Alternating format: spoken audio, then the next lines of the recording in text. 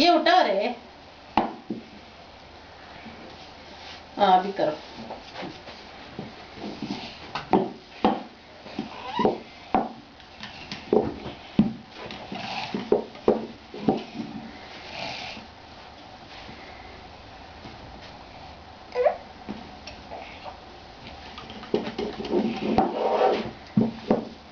Miamak pitch. Miamak.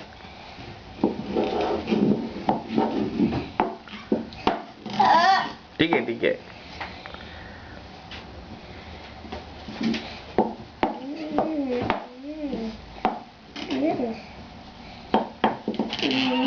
Sir तुम क्या बना रहे हो?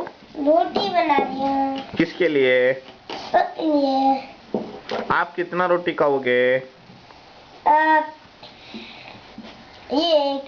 क्यों? सिर्फ एक? हाँ। रोटी खाने से क्या होता है? स्ट्रॉन्ग। वीक नहीं होते। और थोड़ा क्या? थोड़ा बड़ा कर दो। इतना लगे थोड़ा। और थोड़ा और। ठीक है।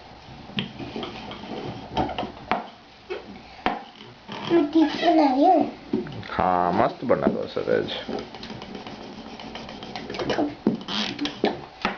इतना से बड़ा बस बस है नहीं तो बस है। बस है बड़ा। देख बस है। ये लो। है ना?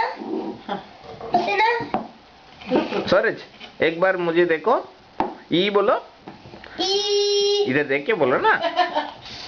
मस्त एंजॉय कर रहे हो आप चपाती बना के? हाँ। मस्त लग रहा है? हाँ। चलो।